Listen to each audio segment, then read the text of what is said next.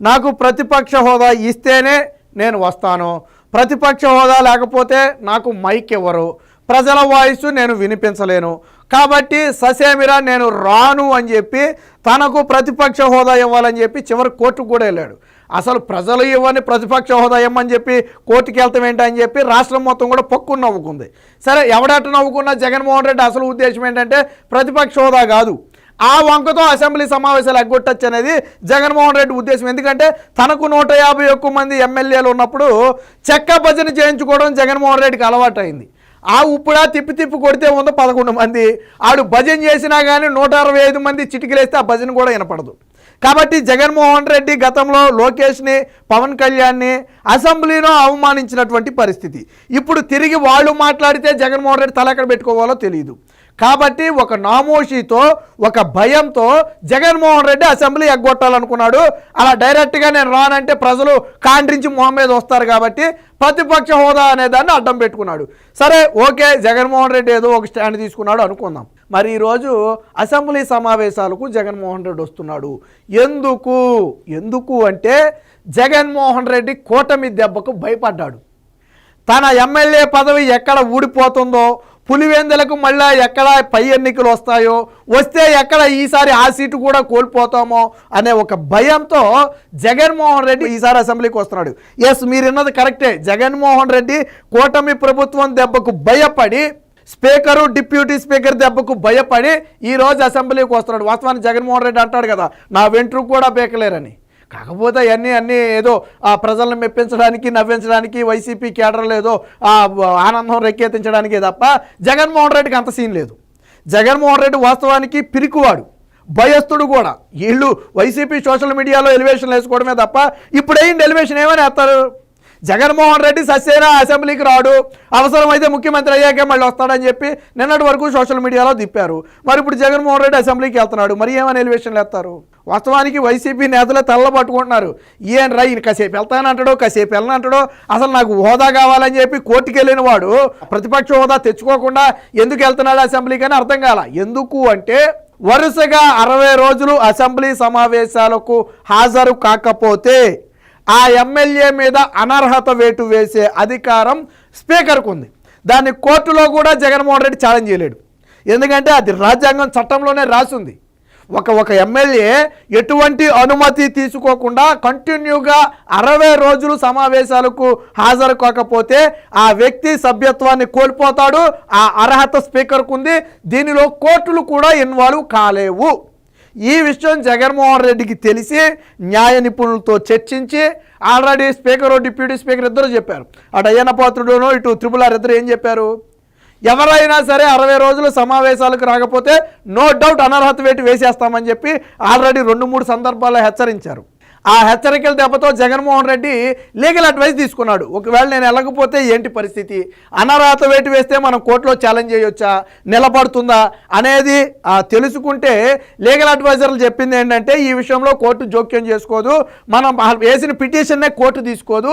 ఎందుకంటే 60 రోజుల పాటు సమావేశాలకు రాకపోతే తొలగించే అధికారం స్పీకర్కు ఉంది, దాన్ని ఎవరు ఛాలెంజ్ చేయలేరు అని న్యాయ నిపుణులు చెప్పిన తరువాత జగన్మోహన్ రెడ్డి తోకాడించడం మానేసి ఇప్పుడు కిక్కురి మనకుండా అసెంబ్లీకి వస్తున్నాడు. మరి ప్రతిపక్ష హోదా ఇవ్వకపోతే రానన్న నువ్వు ఈరోజు అసెంబ్లీకి ఎలా వస్తున్నావు? ఇప్పుడు కూడా బెంగళూరు నుంచి ఈరోజు తాడేపల్లి వచ్చి అక్కడి నుంచి అసెంబ్లీ సమావేశాలకు, అంటే అసెంబ్లీ సమావేశాల రోజే బెంగళూరు నుంచి అడుగు పెడతాడు. అయితే ఒకరోజే గవర్నర్ ప్రసంగం వరకు ఉండి వెళ్ళిపోతాడా లేదా చివరి వరకు ఉంటాడా అనేది జగన్మోహన్ రెడ్డి పద్ధతిని బట్టి ఉంటుంది. వాస్తవానికి ఒక రోజు వచ్చి ఉంటే మళ్ళీ ఒక 60 రోజులు రాకపోయినా నో ఇష్యూ. ఇప్పుడు ఖచ్చితంగా జగన్మోహన్ రెడ్డి రాకపోతే, ఈ అసెంబ్లీ సమావేశాలకు రాకపోతే 60 రోజులు అయిపోద్ది. జగన్మోహన్ రెడ్డి ఇప్పటికే 2 అసెంబ్లీ సమావేశాలు ఎగ్గొట్టాడు కాబట్టి ఇప్పుడు కూడా రాకపోతే అది 60 రోజులు అయిపోయే అవకాశం ఉంది. కాబట్టి ఎక్కడ అనర్హత వేటు పడద్దు అనే ఒక భయంతోనే జగన్మోహన్ రెడ్డి వచ్చాడు. జగన్మోహన్ రెడ్డి అన్నీ కూడా ఆ పిచ్చేమూటి వ్యవహారాలే. ఫస్ట్ గంభీరంగా మాట్లాడతాడు, తర్వాత లోకజం ముడిచేసి వెనక్కి తిరిగి వెళ్ళిపోతాడు. గతంలో అసలు శాసన మండలి రద్దు చేస్తా అన్నాడు, గతంలో మీకు గుర్తుందో లేదో. తర్వాత తోక ముడిచి శాసన మండలి రద్దు చేయకుండా తప్పించుకున్నాడు. ఇదే జగన్మోహన్ రెడ్డి శాసన మండలి రద్దు చేస్తా అన్నాడు, చివరికి ఏం చేశాడు? తోక ముడిచాడు. అలా జగన్మోహన్ రెడ్డి ప్రతి విషయంలో కూడా భయపడుతున్నాడు. వాస్తవానికి జగన్మోహన్ రెడ్డికి ప్రజల సమస్యల పట్ల ఏమాత్రం చిత్తశుద్ధి లేదు. నీకు నిజంగా చిత్తశుద్ధి ఉంటే నువ్వు ఒక్కడవే ఉన్నా సరే అసెంబ్లీలో, నీ 11 మంది కాదు, నువ్వు ఒక్కడవే గెలిచినా సరే నువ్వు వచ్చి అసెంబ్లీలో కూర్చుని నువ్వు మాట్లాడాలి. నీకు ప్రతిపక్ష హోదా లేకపోయినప్పటికీ ఆ బాధ్యత నువ్వు తీసుకోవాలి. ప్రజల పక్షాన పోరాడాలి. సమస్యలను నువ్వు అసెంబ్లీలో ఎత్తి చూపాలి. అది మానేసి ఏమన్నాడు గతంలో మీకు గుర్తుందా? అసెంబ్లీ సమావేశాలు జరిగేటప్పుడు బయట ప్రెస్ మీట్ పెడతాడంట. నువ్వు బయట ప్రెస్ మీట్ పెట్టడం ఎందుకు? నువ్వు అసెంబ్లీలోనే మాట్లాడవచ్చు కదా, అందరూ వింటారు కదా దాన్ని. నువ్వు బయట ప్రెస్ మీట్లు ఎన్నిసార్లు పెట్టావు? ఇప్పటికి 2 సార్లు అసెంబ్లీ సమావేశాలు జరిగాయి. ఎన్నిసార్లు ప్రెస్ మీట్ పెట్టావు? ఒక్కసారి కూడా పెట్టలా. బయట జగన్మోహన్ రెడ్డి అసెంబ్లీ సమావేశాల మీద ఒకసారి ప్రెస్ మీట్ పెట్టలా. మరి 2 సార్లు జరిగితే ఎందుకు పెట్టలా ప్రెస్ మీటు? జగన్మోహన్ రెడ్డికి ప్రజల సమస్యలతో అసలు సంబంధమే లేదు. తనకు రాజకీయంగా ఉపయోగపడద్దు అనుకున్న విషయాన్ని మాత్రం జగన్మోహన్ రెడ్డి హైలైట్ చేసుకుంటాడు. వాస్తవానికి ఇది కూటమి ప్రభుత్వం వ్యతిరేకత ఉంది, మనకి లబ్ధి చేకూరుద్ది అనుకుంటే జగన్మోహన్ రెడ్డి వస్తాడు. ఒక ప్రతిపక్ష పార్టీ నేత, ఒక ప్రతిపక్ష హోదా ఉన్నటువంటి వ్యక్తి వ్యవహరించాల్సిన విధానం ఇది కాదు. జగన్మోహన్ రెడ్డికి ప్రతిపక్ష హోదా లేకపోయినా ఆ బాధ్యత నువ్వు తీసుకోవాలి. ప్రజల పక్షాన పోరాడితే రేపొద్దున నీకు ఏమైనా ఛాన్స్ ఉంటుంది. గెలవడం ఓడిపోవడం సంగతి తర్వాత, కనీసం ప్రతిపక్ష హోదా అయినా వస్తుంది. సో దీనికి సంబంధించి ఒక వార్త అయితే వచ్చింది, చూద్దాం. పిచ్చేముడ్ రేపు అసెంబ్లీకి, రేపు అంటే ఈరోజు అసెంబ్లీకి జగన్ను వైసీపీ ఎమ్మెల్యేలు విపక్ష నేత హోదా ఇస్తేనే సభకు వస్తానని ఇన్నాళ్ళు భీష్మించు కూర్చున్న మాజీ సీఎం సభ్యత్వం పోయే పరిస్థితి రావటంతో వెనకడుగు. గవర్నర్ ప్రసంగానికి వెళ్లేందుకు నిర్ణయం. 60 రోజుల పాటు సభకు రాకపోతే సభ్యత్వం పోతుందని స్పీకర్ స్పష్టీకరణ. దీంతో మెట్టు దిగిన వైసీపీ అధినేత తొలి రోజు మాత్రమే సభకు వస్తారా లేక చివరి వరకు కొనసాగుతారా అనేది చూడాలి. బెంగళూరు నుంచి నేడు తాడేపల్లి రాక. సో కరెక్ట్గా సమావేశాలకు ముందు రోజు జగన్మోహన్ రెడ్డి బెంగళూరు నుంచి వచ్చి, వాస్తవానికి అసెంబ్లీ సమావేశాలంటే జగన్మోహన్ రెడ్డి చాలా పగడ్బందీగా సన్నద్ధం కావాలి.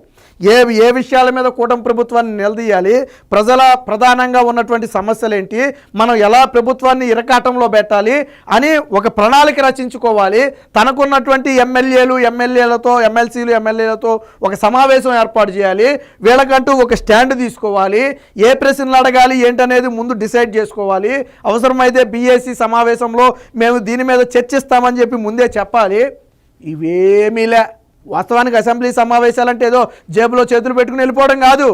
అందులోనూ ఒక పార్టీకి అధ్యక్షుడిగా ఉన్నటువంటి జగన్మోహన్ రెడ్డి అసెంబ్లీ సమావేశాలను చాలా పగడ్బందీగా ఉపయోగించుకోవాలి. ఇంతకాలం జరిగింది ఒక ఎత్తు, అసెంబ్లీ సమావేశాలు ఒక ఎత్తు. ప్రభుత్వాన్ని కరెక్ట్గా నిలదీయగలిగే అవకాశం ఎక్కడ ఉంటుందంటే అసెంబ్లీ సమావేశాల్లోనే ఉంటుంది. నువ్వు ఒక మంత్రిని నిలదీయాలన్నా, ముఖ్యమంత్రిని నిలదీయాలన్నా, లేదా ఒక సమస్య మీద నిలదీయాలన్నా నువ్వు అసెంబ్లీలో నిలదీయొచ్చు. పైగా అసెంబ్లీలో నువ్వు అడిగే ప్రశ్నలకు లిఖితపూర్వక సమాధానాలు ఇవ్వాలి, మౌలిక సమాధానాలు ఇవ్వాలి. సో ఆ అవకాశం ఉన్నప్పుడు దాన్ని ఉపయోగించుకోవాలి. కూటమి ప్రభుత్వాన్ని ఇరకాటంలో పెట్టే ప్రయత్నం చేయాలి. ఆ జగన్మోహన్ రెడ్డి ఇరకాటంలో పెడతాకి ఏమీ లేదు. ప్రభుత్వం సాఫీగా సాగుతుంది, పథకాలు అందుతున్నాయి, 1వ తారీఖున జీతాలా వస్తున్నాయి, అంతా హ్యాపీగా సాగుతుంది. ఏం నిలదీస్తాం గట్టిగా? జగన్మోహన్ రెడ్డికి వచ్చిన సమస్య ఏంటంటే ఇదిగో దీని మీద నిలదీద్దామంటే ఏ సమస్య కనపట్ల. ఇప్పుడంటే ఏదో 2 రోజుల క్రితం గ్రూప్ 2 సమస్యను సృష్టించారు అనుకోండి, అది వేరే విషయం. వాస్తవానికి దీనికి ప్రభుత్వానికి సంబంధమే లేదు, అది కోర్టు తీర్పుకు అనుగుణంగా పెట్టింది. పైగా జగన్మోహన్ రెడ్డి నిలదీస్తే జగన్మోహన్ రెడ్డికి బొక్క. ఎందుకంటే దాన్ని రద్దు చేస్తే కూటమి ప్రభుత్వంకు అనుకూలం అని చెప్పి ఏపీపీఎస్సీకి లేఖ రాసిన జగనే వైసీపీ నేతలతోనే రాయించాడు ఇది లేఖ. సో ఈ బండారం బయటపడితే అభ్యర్థులందరూ కలిసి వైసీపీ మీద కాంటించి వస్తారు. జగన్మోహన్ రెడ్డికి వాస్తవానికి నిలదీయడానికి కానీ ప్రశ్నించడానికి కానీ సమస్యలు కనపట్ల. అసలు ఎమ్మెల్యేలు గతంలో వైసీపీ జగన్మోహన్ రెడ్డి ఎందుకు ఓడిపోయాడు అంటే ఎమ్మెల్యేలకు సమయం ఇవ్వాల, వాళ్ళ సమస్యలు ఇన్నే ప్రయత్నం చేయాల. ఓడిపోయిన తర్వాత కూడా పందామారా. నువ్వు వెళ్ళి బెంగళూరులో కూర్చుంటే ఎమ్మెల్యేలు అందరూ బెంగళూరు వస్తారా జగన్మోహన్ రెడ్డిని కలవడానికి?